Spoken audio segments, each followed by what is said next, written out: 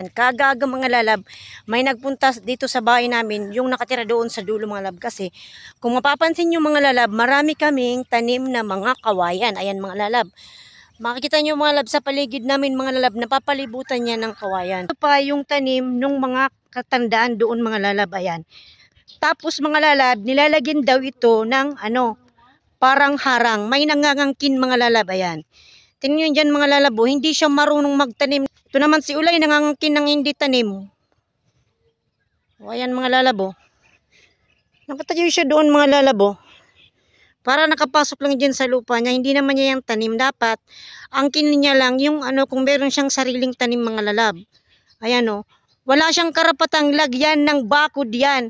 Kasi hindi niya yan mga lalab tanim. Ay, napakadami kasing kawayan mga lalab. Kung makikita niyo yung buong paligid ng lupa na kinakatirikan nito mga lalab, ayan.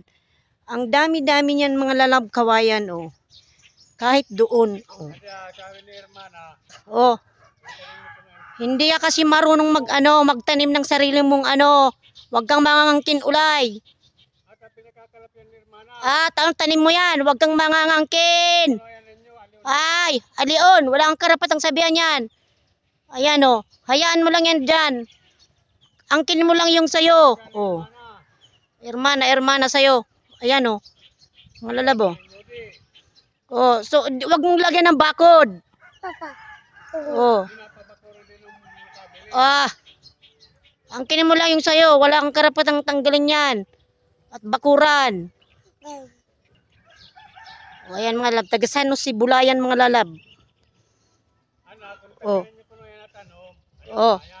Ayan si Papa oh. Malab na dyan si Papa mga lalab. Oh, tingnan yung mga lalaba. Oh. Nilalagyan yung mga lalab ng bakod dyan mga lalab. Ayan, tingnan yung mga lalab.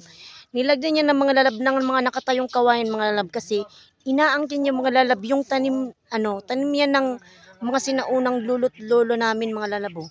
Ayan, ito binintan lang siya ng lupa mga lalab porkit nakapasok yung isang puno ng kawayan, inaangkin yung mga lalabo. Ito nyo yan mga lalab, ayan, nandyan si Papa mga lalab, ayan, nilagyan nyo ng mga lalab ng bakod, ayan. Oh, ayan mga lalabo, kasi haharangan niya ng mga lalab, kasi gusto niya mga lalab, ang kinin yung nandoon sa, ayan, yung kawayan dyan sa dulo mga lalabo. Oh,